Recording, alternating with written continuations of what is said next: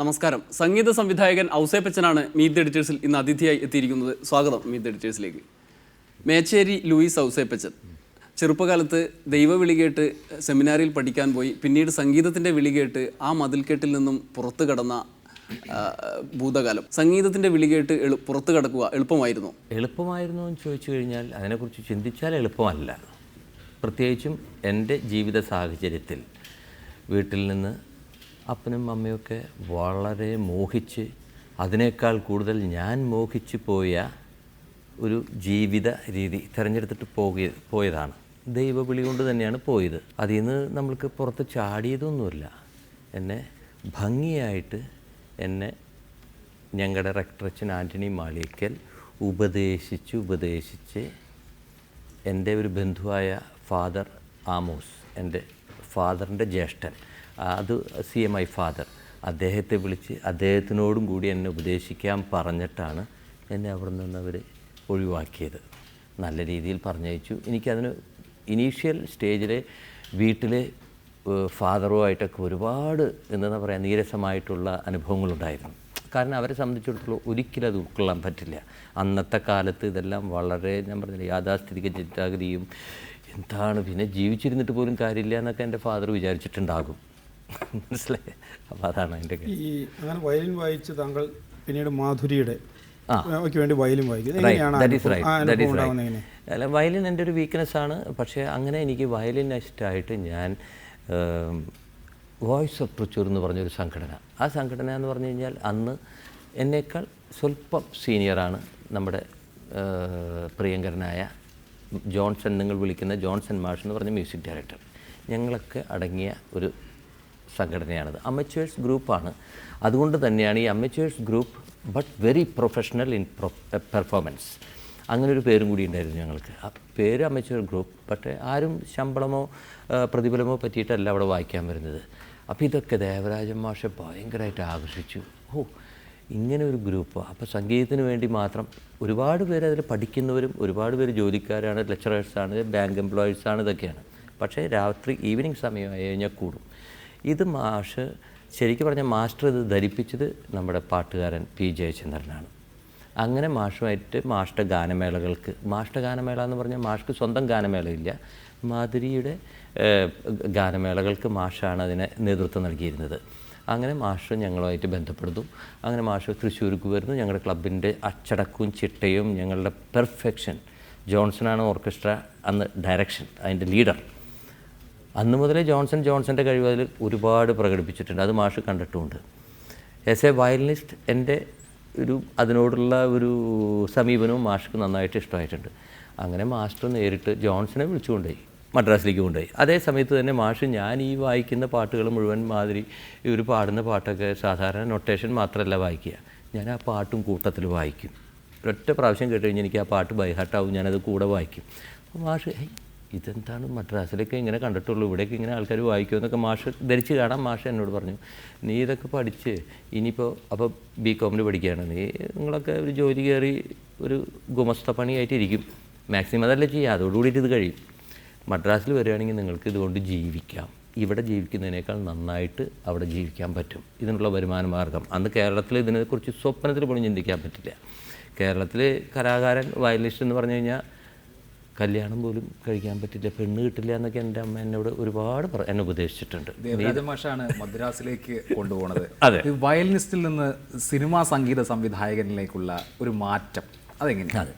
അത് എല്ലാവർക്കും അറിയാം. നമ്മളെല്ലാവരും എന്താ പറയുക, മധ്യവർത്തി അല്ലെങ്കിൽ കച്ചവട സിനിമയ്ക്കും കലാശ്രേഷ്ഠമായ സിനിമകൾക്കും എന്താ പറയുക, ഒരു മിക്സിങ് ചെയ്തിട്ട് ഒരു പുതിയ ശൈലി മലയാള സിനിമയിലേക്ക് കൊണ്ടുവന്ന നമ്മുടെ ഭരതേട്ടൻ പത്മരാജൻ കാലഘട്ടം.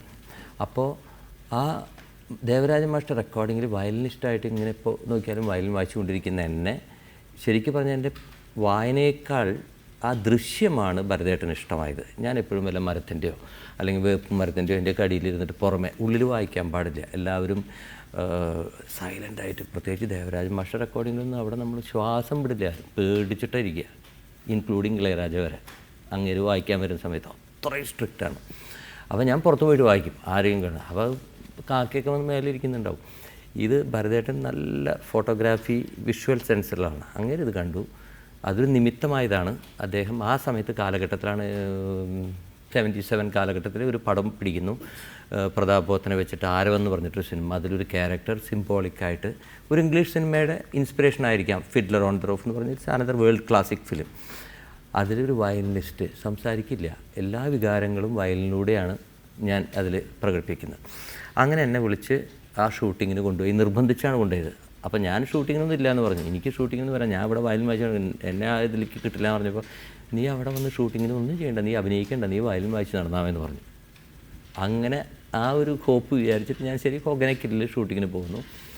അവിടെ ആ ഒരു നിമിത്തമാണ് ഞാൻ അന്ന് വായിച്ചിരുന്ന ബിറ്റുകൾ മുഴുവൻ ആ സിനിമയ്ക്ക് ബാക്ക്ഗ്രൗണ്ട് സ്കോറായിട്ട് ഉപയോഗിക്കാൻ ഉതകുന്നതായിട്ട്. മമ്മൂട്ടി നായരായ സിനിമയിലാണ് സ്വതന്ത്ര സംഗീത സംവിധാനം, അങ്ങനെയാണോ? കാതോട് കാതോരം സ്വതന്ത്ര പാട്ട് സംഗീതം, പാട്ട്. അതിലെ കഥാപാത്രത്തിൽ നായക കഥാപാത്രം ഒരു വയലിനിസ്റ്റാണ്. അപ്പോൾ ആ ഒരു സാധ്യത കൂടി താങ്കളെ അതിൽ സംഗീത സംവിധായകൻ കാരണമായിട്ടുണ്ടോ? അങ്ങനെ ഒരു ഭാഗ്യം വന്നത് അങ്ങനെയാണോ?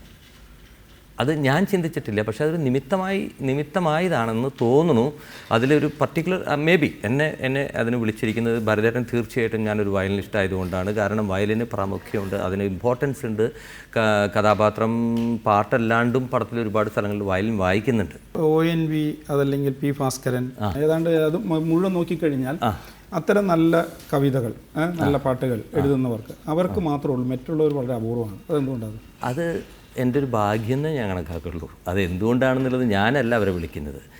എന്നെ നിശ്ചയിക്കുന്ന, എന്നെ തിരഞ്ഞെടുക്കുന്ന സംവിധായകൻ എൻ്റെ ആദ്യ പടത്തിന്, എൻ്റെ ആദ്യ ഗാനത്തിന് വരി എഴുതാനായിട്ട് ഭരതേട്ടൻ ONV സാറിനെ കൊണ്ടുവരുമ്പോൾ എനിക്കതിൽ യാതൊരു പങ്കുമില്ല. ആകപ്പാട് ONV സാറെ ഞാൻ കാണുന്നു, അദ്ദേഹത്തിൻ്റെ പാട്ടുകളൊക്കെ ഇഷ്ടമാണ്. അതിൽ ശരിക്കും പറഞ്ഞു കഴിഞ്ഞാൽ ഒരു നിമിത്തമുണ്ട്. ഈ കാതോട് കാതോരം ശരിക്കും പറഞ്ഞാൽ ഞാൻ ചെയ്യേണ്ട പടമല്ലായിരുന്നു. അത് ആദ്യം ഞാൻ ചെയ്യണമെന്ന് പറഞ്ഞു വന്നു. നടുവിൽ അതെന്തൊക്കെയോ പ്രശ്നം വന്ന് ആ പടം അവിടെ നിന്നു. രണ്ടാമത് എന്നെ അതിലേക്ക് ക്ഷണിക്കാൻ കാരണം ഉണ്ടായത്, ആദ്യത്തെ പ്രാവശ്യം തന്നെ ക്ഷണിച്ചപ്പോൾ ഞാൻ കൊടുത്ത ഒരു ചെറിയ മൈക്രോ കാസറ്റാണ്. ആ മൈക്രോ കാസറ്റിൽ ഈ പാട്ട് ആദ്യമായിട്ടുണ്ടാക്കിയ പാട്ട് ലാല വെച്ച് പാടാൻ എനിക്ക് അറിഞ്ഞുകൂടാ. ട്യൂണും മനസ്സിലുണ്ട്, സ്വരം പറഞ്ഞെഴുതിയാലും കാര്യമില്ല. അപ്പം ഞാനത് വയലിനിൽ വായിച്ചു കൊടുത്തു. ആ ഇൻസ്പിറേഷനാണ് ആ പാട്ടിൻ്റെ തുടക്കമൊക്കെ ആ വയലിൻ ബിറ്റ് പാട്ട് വായിക്കുന്നത്. അതിൽ നിന്നാണ് അതൊക്കെ അങ്ങനെ ഉണ്ടായത്. അപ്പോൾ അതുകൊണ്ട് മറ്റൊരാളെ വീണ്ടും ചിന്തിക്കേണ്ട ആവശ്യം വന്നില്ല. താങ്കൾ പറഞ്ഞപ്പോൾ ജയചന്ദ്രനാണ് നിങ്ങളുടെ ഒരു സംഘത്തെ പരിചയപ്പെടുത്തി കൊടുക്കുന്നത്. തീർച്ചയായിട്ടും നിമിത്തമായി ദേവരാജൻ. പക്ഷേ പിന്നീട് ജയചന്ദ്രൻ വളരെ കുറച്ച് പാടിയിട്ടുള്ളൂ അല്ലേ? യേശുദാസ് അവരൊക്കെയാണ് കൂടുതലായിട്ട് പാടിയത്. അതെന്തുകൊണ്ടാണ്? ഇത് നമ്മൾ ഈ പാട്ടുകളുടെ സംഭവം എന്താണെന്ന് വെച്ച് കഴിഞ്ഞാൽ, ഈ സിനിമയുടെ സംഭവം എന്ന് വെച്ചാൽ ഇത് മൊത്തം ഒരു ഇതിൽ നീതി ന്യായം എന്ന് പറഞ്ഞിട്ട് അങ്ങനെ ഒരു സംഭവമില്ല. വെറും കച്ചവടം പ്ലസ് നമ്മൾ പറയില്ലേ ഗാംബ്ലിങ്, പിന്നെ കുറേ അനാവശ്യമായിട്ടുള്ള സെൻറ്റിമെൻറ്റ്സ്. നല്ലൊരു ക്രിയേഷൻ ഉണ്ടാക്കിയാൽ ചാൻസ് കിട്ടില്ല, നിങ്ങൾക്ക് ഫോളോ അപ്പ് ഉണ്ടാവില്ല. നിങ്ങൾ ഉണ്ടാക്കിയ ക്രിയേഷൻ ഒരു നല്ല പടത്തിൽ വന്ന് ഭയങ്കര ഹിറ്റാവണം. സാധാരണ പാട്ട് മതി, വലിയ ടാലൻ്റൊന്നും ഉപയോഗിച്ചിട്ടുള്ള പാട്ട് വേണ്ടത്. വെറും ഒരു സാധാരണ പാട്ട് ഒരു പടത്തിൽ കയറി ഭയങ്കരമായിട്ട് ഹിറ്റായ you become the popular music director, hit music director among the public.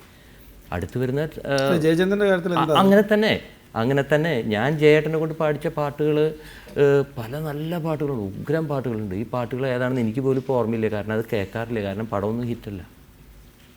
അപ്പോൾ അടുത്ത് വരുന്ന ഇപ്പോൾ ഞാനൊരു പുതിയ പടത്തിന് വരുന്നു. അപ്പോൾ എൻ്റെ അടുത്ത് ആരാ പാടിക്കുക? അപ്പോൾ ഞാൻ ജയേട്ടൻ പറഞ്ഞു, ഏത് പാട്ടാണ് പാടി? ഞാൻ പറയുന്ന പാട്ട് അവർക്ക് ഓർമ്മയില്ല, അവർ കേട്ടിട്ടില്ല. നമുക്കെപ്പോഴും ഞാൻ പാടിയ ഒരു ഗായകൻ പാടിയ പാട്ട് ഹിറ്റായി കഴിഞ്ഞാൽ എനിക്ക് അടുത്ത പടം വരുമ്പോൾ നാച്ചുറലി എനിക്ക് ഇവരെയൊക്കെ പാടിക്കണമെന്ന് ആഗ്രഹമുണ്ട്. ഞാനത് പറയുമ്പോൾ അവർ ഉൾക്കൊള്ളണമെങ്കിൽ അവർക്ക് അത് നിർമ്മാതാവിനും സംവിധായകനും ഉൾക്കൊള്ളാൻ കഴിയുന്നതുകൊണ്ട് യേശുദാസ്, ചിത്ര, അല്ല അവർ പാടിയ അങ്ങനെയുള്ള ആളുകളെ നമ്മൾ തുടർച്ചയായിട്ട് പഠിക്കുന്നു. തീർച്ചയായിട്ടും അവർ പാടിയ പാട്ടുകൾ ചിലപ്പോൾ അവരെക്കാൾ മികച്ച രീതിയിൽ പാടാൻ ജയചന്ദ്രന് കഴിയുമായിരുന്നെങ്കിലും പല പാട്ടുകളും അദ്ദേഹം പാടിയാൽ ഒരു പക്ഷേ അവരെക്കാൾ മികച്ചതായി പാടാൻ കഴിയും. അത് ഈ വിജയിച്ച കൂട്ടുകെട്ടുകൾക്ക് മാത്രമേ അംഗീകാരം കിട്ടുന്നുള്ളൂ. അങ്ങനെ ഒരു സാഹചര്യം അത് തീർച്ചയായും അങ്ങനെയാണ്. സിനിമയിൽ അതാണ്, സിനിമ കച്ചവടം അങ്ങനെയാണ്.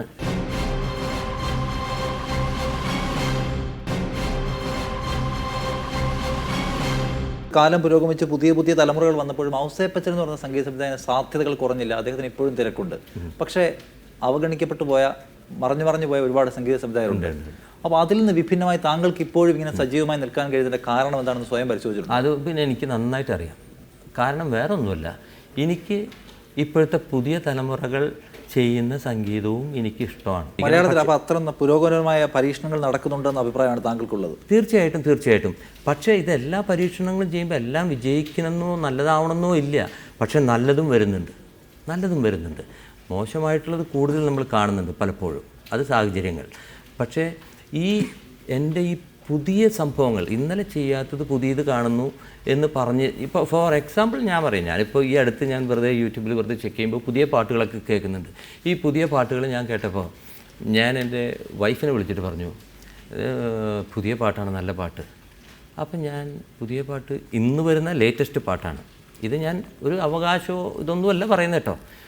എൻ്റെ 10 കൊല്ലം മുമ്പുള്ള ഒരു പാട്ട് ഞാൻ വെറുതെ യൂട്യൂബിൽ കേട്ടു. കാരണം അന്ന് യൂട്യൂബൊന്നും ഉണ്ടായിരുന്നില്ല. ഇപ്പോൾ യൂട്യൂബിൽ ആ പാട്ടുകളൊക്കെ ഞാൻ കേൾക്കുമ്പോൾ ഇന്ന് കേൾക്കുന്ന പാട്ടുകളുടെ ഒരു പക്ഷേ അതിനേക്കാൾ മോഡേണൈസ്ഡ് ആയിട്ട് ആ പാട്ടുകൾ അതിൻ്റെ ടെക്നിക്കൽ പെർഫെക്ഷനോടിയിട്ട് അന്നും ചെയ്യപ്പെട്ടിട്ടുണ്ട്. വയലിൻ്റെ സാധ്യതകൾ അത് എത്രത്തോളം ഉണ്ട് താങ്കൾക്ക് സഹായകമായി? എന്നെക്കുറിച്ച് പലർക്കും ചില കംപ്ലൈൻ്റ് ഉണ്ട്. ഫ്ലൂട്ട് വായിക്കുന്നവർ പറയും, ഞാനൊരു ഫ്ലൂട്ട് ബിറ്റ് കൊടുത്തു കഴിഞ്ഞാൽ അവർ പറയും, അയ്യോ സാർ ഇത് വയലിനിൽ വായിക്കാൻ സാർ, ഫ്ലൂട്ടിൽ ഇത് വായിക്കാൻ പറ്റില്ല. അപ്പോൾ ഞാൻ ആലോചിക്കും, കറക്റ്റ് സത്യമാണ്. കാരണം എൻ്റെ കമ്പോസിഷനിൽ ആ വയലിനിസ്റ്റിക് ആയിട്ടുള്ള ഒരു ഇത് വരുമ്പോൾ ഇൻസ്ട്രുമെൻറ്റിന് പറ്റില്ല, പക്ഷെ പാടാൻ പറ്റും, എന്തും പാടാൻ പറ്റും. വയലിനിൽ പാടുന്നത് എന്തും വയലിനിൽ വായിക്കാൻ പറ്റും.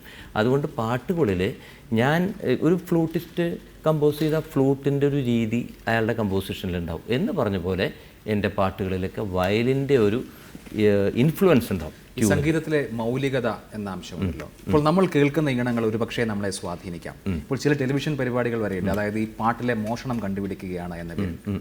അതിനോട് യോജിക്കുന്നുണ്ടോ? മോഷണം തെറ്റായ കാര്യം തന്നെയാണ്. മോഷണം തെറ്റാണ്.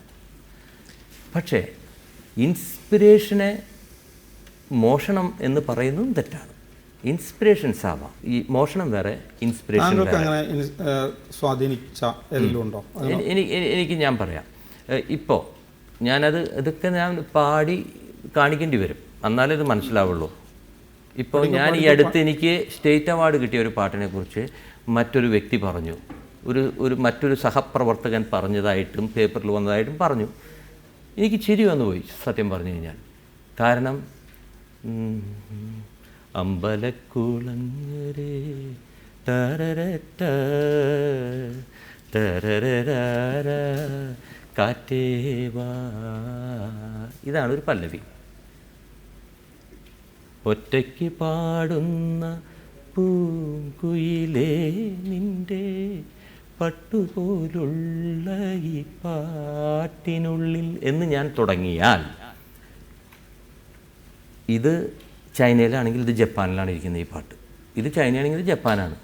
പക്ഷേ എന്തിത്ര സങ്കടം, അത് കഴിഞ്ഞാൽ ചൊല്ലാമോ എന്നൊരു വാക്കുണ്ട്. ചൊല്ലാമോ, അത് ചൊല്ലാമോ, ഈ ചൊല്ലാമോ കാറ്റേവാ എന്ന് പറയുന്ന ഒരൊറ്റ വാക്ക് ചൊല്ലാമോ കാറ്റേവാന് ഒരു സിമിലർ നോട്ട്സ് അടിക്കുന്നുണ്ട്. എനിക്ക് ആ ചൊല്ലാമോ എന്നുള്ളത് ഒരു ക്വസ്റ്റ്യനാണ്. ചൊല്ലാമോ എന്നാക്കാം, വലിയ ഗാന്ധാരം. ഇതിൽ ബാക്കിയൊക്കെ വലിയ ഗാന്ധാരം. സരിഗ രീഗ രീ സ എന്ന് പാടിയാൽ സങ്കടമില്ല, സന്തോഷ. കാറ്റ് ഇപ്പോൾ ചൊല്ലാമോ, സങ്കടമാണ് വേണ്ടത്. സങ്കടത്തിന് ഞങ്ങൾക്ക് രണ്ട് നോട്ടേ ഉള്ളൂ. ഒന്നില്ലെങ്കിൽ വലിയ ഗാന്ധാരം മേജർ കോഡ് ഉപയോഗിച്ച് കഴിഞ്ഞാൽ സന്തോഷം, മൈനർ കോഡ് ചെറിയ ഗാന്ധാരം. അതിൻ്റെ ചായ ഉണ്ടെന്ന് പറയാം, അതിൻ്റെ ഫ്ലേവർ ഉണ്ടെന്ന് പറയാം, സിമിലാരിറ്റി ഉണ്ടെന്ന് പറയാനും തെറ്റില്ല. പക്ഷേ മോഷ്ടിച്ചു എന്നൊക്കെ പറഞ്ഞ് എഴുതുമ്പോൾ അത് വളരെ ക്രൂരമായിട്ടുള്ളൊരു അറിവുകേടാണ്. അത്തരം വിമർശനങ്ങൾ ഒന്നിലേറെ തവണ നേരിടേണ്ടി വന്നിട്ടുണ്ടോ? ഒന്നിലേറെയൊന്നുമില്ല. പല സാഹചര്യങ്ങളിലൊക്കെ വളരെ ദുർലഭം ചില സാഹചര്യങ്ങൾ. എന്ന്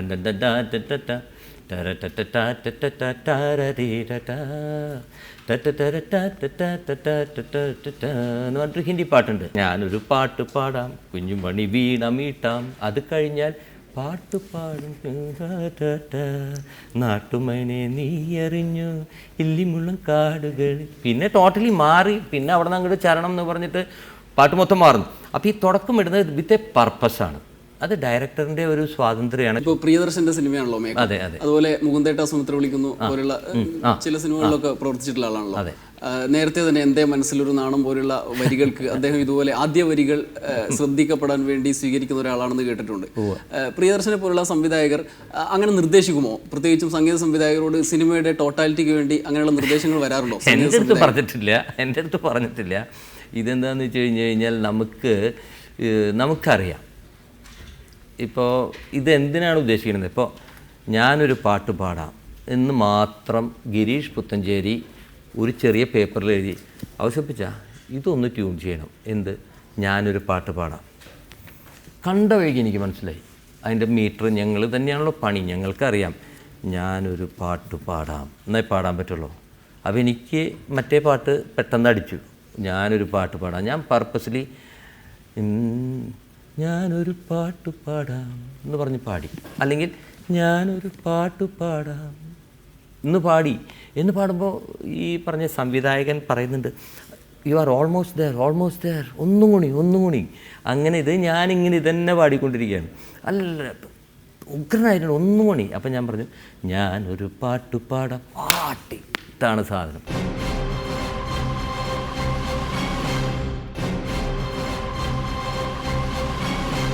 യേശുദാസ്, MG ശ്രീകുമാർ, ചിത്ര, സുജാത, ഇങ്ങനെ കുറെ ആളുകളുടെ കയ്യിലായിരുന്നല്ലോ ഈ പാട്ട് പാടുന്ന ഇടപാട്. കുറെ അവരുടെ കയ്യിലായിരുന്നില്ല, അവരെ കൊണ്ട് പാട്ട് പാടിച്ചിട്ടുണ്ട്. അത് കാലൊക്കെ മാറിയിട്ട് ഇപ്പൊ കൂടുതൽ ജനകീയവൽക്കരിച്ച് ഇപ്പൊ ഒരുവിധം പാടാൻ അറിയാവുന്ന ആർക്കും പാടാവുന്ന രീതിയിലേക്ക് കുറച്ചുകൂടെ ജനകീയമായോ സിനിമയിലെ പാട്ട് രംഗം?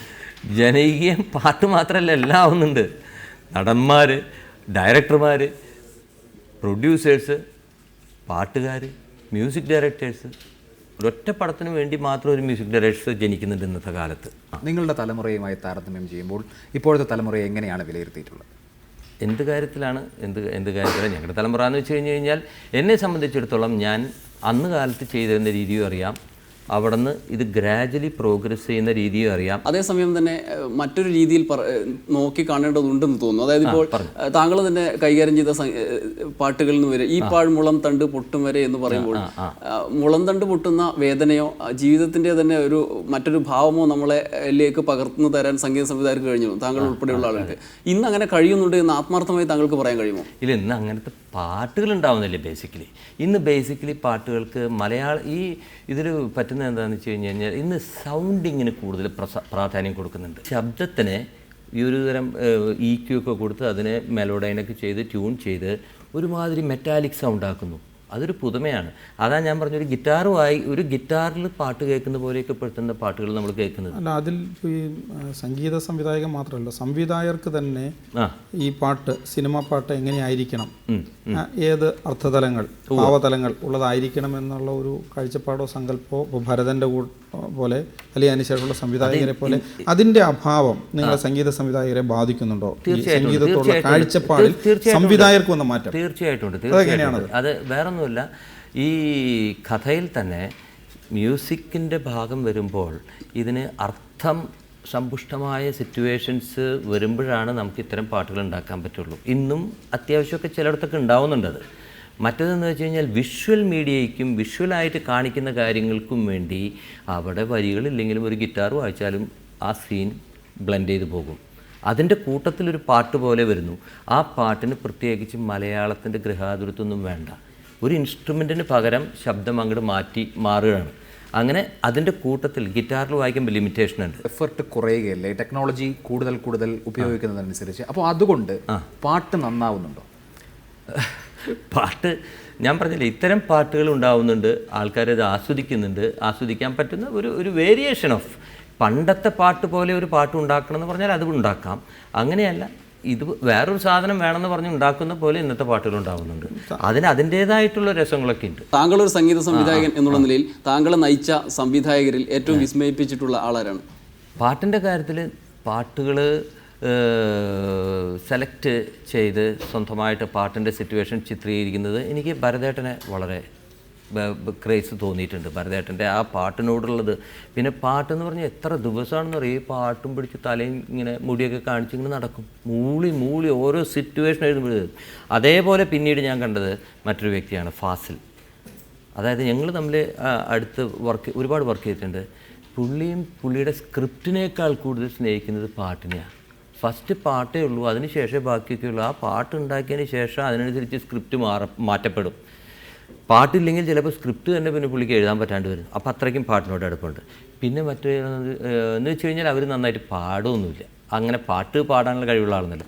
കമലിന് ഒട്ടും പാടാറില്ല, പക്ഷേ കമലിന് പാട്ട് പാടാറില്ല. പക്ഷേ കമലിനൊരു പാട്ട് ഇഷ്ടപ്പെട്ടാൽ അതിൻ്റെ അപ്പുറത്തേക്ക് പിന്നെ ഈ ഭൂലോകത്തിലുള്ള സകല ഈച്ചക്കുഞ്ഞിനും ആ ഹൈ ലെവലിൽ നിന്ന് ഏറ്റവും താഴെയുള്ള ലെവലിലുള്ള ആൾക്കാർക്ക് ആ പാട്ട് ഇഷ്ടപ്പെടും. താങ്കൾക്ക് വേണ്ട അംഗീകാരം കിട്ടി തോന്നുന്നുണ്ടോ? ഇപ്പോൾ ഈ നാഷണൽ അവാർഡ് കിട്ടി, സ്റ്റേറ്റ് അവാർഡ് കിട്ടി, മികച്ച സംവിധായകനുള്ള ആ രീതിയിൽ താങ്കളെ സ്വീകരിച്ചു എന്നുള്ളൊരു അഭിമാനമില്ലേ? അതായത് എനിക്ക് ഇങ്ങനെ അവാർഡ് കിട്ടണമെന്നൊന്നും ചിന്തിച്ചിട്ടൊന്നും ചെയ്തിട്ടില്ല. അവാർഡ് കിട്ടണം, പിന്നെ വിലയിരുത്തും ചിലപ്പോൾ ചില പാട്ടുകൾക്ക് അതിന് വേണമെങ്കിൽ ഒരു അവാർഡ് കിട്ടാമായിരുന്നു എന്നൊക്കെ ചിന്തിച്ചിട്ടുള്ള ചില പാട്ടുകൾ, ചില സാഹചര്യങ്ങളുണ്ടായിട്ടുണ്ട്. അതിൽ എന്തെങ്കിലും ഒന്ന് പരാമർശം കിട്ടായിരുന്നു. പക്ഷേ അങ്ങനെ ചിന്തിച്ചിരിക്കുമ്പോൾ ശരിക്കും പറഞ്ഞാൽ ഭാഗ്യമാണ് ഒരേ കടലിന് നമുക്ക് നാഷണൽ അവാർഡ് കിട്ടിയെന്ന് പറയുന്നത്. ഒരേ കടലിൻ്റെ കാര്യമാണെങ്കിൽ 5 പാട്ടുകൾ ഒരു രാഗത്തിൽ ട്യൂൺ ചെയ്തിരിക്കുകയാണ്. ഇതേ സമീപനം പുതിയ കാലത്ത് വരുന്നില്ല എന്നുള്ളത് എന്തായാലും ഉറപ്പാണ്. പുതിയ താങ്കൾ എന്ത് പറഞ്ഞാലും ആ നിലയിലുള്ള സമീപനം വരുന്നില്ല. ഫസ്റ്റ് മീര ജാസ്മിൻ മമ്മൂട്ടീനെ കാണുമ്പോൾ ഉണ്ടാകുന്ന കണ്ണിലൂടെ കാണുന്ന വികാരമുണ്ടല്ലോ, അവസാനത്തെ ഷോട്ട് വരെ അത് തന്നെയാണ് പോയിക്കൊണ്ടിരിക്കുന്നത്. അതിൻ്റെ ഉള്ളിൽ പലതൊക്കെ സംഭവിക്കുന്നുണ്ട്, ജീവിതത്തിൽ എന്തൊക്കെയോ സംഭവിച്ചു പോകുന്നുണ്ട്. അപ്പോൾ അങ്ങനത്തെ ഒരു സിറ്റുവേഷൻ അത് ആ സംവിധായകൻ വളരെ ബുദ്ധിപൂർവ്വം ഉണ്ടാക്കിയത് കൊണ്ട് അതെൻ്റെ ഭാഗ്യം. എനിക്ക് പകരം മറ്റൊരു സംഗീത സംവിധായകൻ ചെയ്താലും ഈ നാഷണൽ അവാർഡ് ചിലപ്പോൾ അദ്ദേഹത്തിന് കിട്ടിയിരിക്കും. പി ഭാസ്കരൻ, ONV, കൈതപ്പുറം, ഗിരീഷ് പുത്തഞ്ചേരി മുതലുള്ള നിരവധി പ്രഗത്ഭരുടെ കൂടെയാണ് താങ്കൾ കൂടുതലും പ്രവർത്തിച്ചിട്ടുള്ളത്. ഈ കാലത്തും സജീവമായി നിൽക്കുമ്പോൾ അത്തരത്തിലൊരു താരതമ്യത്തിന് സാധ്യതയുണ്ട്. എങ്ങനെയാണ് കാണുന്നത് പുതിയ കാലത്തെ എഴുത്തിനെ? പുതിയ കാലത്തെ എഴുത്തിനെ പലരും നന്നായിട്ട് എഴുതുന്നവരുണ്ട്. ഇപ്പം ഞാനായിട്ട് പ്രവർത്തിച്ചവരെ എനിക്ക് പറയാൻ പറ്റുള്ളൂ. Rafeeq Ahmed writes good lyrics എനിക്ക് വേണ്ടി എഴുതിയിട്ടുണ്ട്. പിന്നെ അൻവിസാർ ഇപ്പോഴും എഴുതുന്നുണ്ട്. പുതിയ ചിത്രങ്ങൾ ഇറങ്ങാനിരിക്കുന്ന പുതിയ ചിത്രങ്ങൾ ഇപ്പോൾ ഞാൻ ഇറങ്ങാനിരുന്ന് once upon a time there was a Kallan എന്നുള്ളത് ഞാൻ ഫുൾ സംഗീതം ചെയ്തത്. പിന്നെ ഞാൻ ഈ അടുത്ത് എന്നെ അത്ഭുതപ്പെടുത്തിയ ഒരു ചിത്രമുണ്ട്, അത് ഞാൻ ബാക്ക്ഗ്രൗണ്ട് സ്കോറാണ് ചെയ്തത്. ഓടും രാജ ആടും റാണി. വളരെ ചലഞ്ചിങ് ആയിരുന്നു സാധാരണ മ്യൂസിക് ചെയ്യുന്നതിനേക്കാൾ. കാരണം നമുക്ക് സ്ത്രീയുടെയും ആണിൻ്റെയും പെണ്ണിൻ്റെയൊക്കെ വികാരങ്ങൾ നമുക്കറിയാം. പക്ഷേ ഇത് രണ്ടും ഇല്ലാത്ത ഒരാളുടെ വികാരം നമുക്ക് പ്രോപ്പറായിട്ട്, അതായത് അത് കോമഡിയല്ല, ഇത് സ്കിറ്റോ കോമഡിയോ അല്ലെങ്കിൽ ഒരു അങ്ങനത്തെ ഒരു ഇതല്ല, വളരെ സീരിയസുമാണ് പടം. പെട്ടെന്ന് ഓർമ്മ വരുന്ന ഒരു ഗാനം, പ്രിയപ്പെട്ട ഒരു ഗാനം പാടിക്കൊണ്ട് അവകാശം. നീ എൻ സർഗ സൗന്ദര്യമേ, നീ എൻ സപ്ത സംഗീതമേ, നിന്റെ സങ്കീർത്തനം സങ്കീർത്തനം ഓരോ ഈണങ്ങളിൽ പാടുവാൻ നീ തീർത്ത മൺവീണ ഞാൻ, നീ എൻ സർഗ സൗന്ദര്യമേ.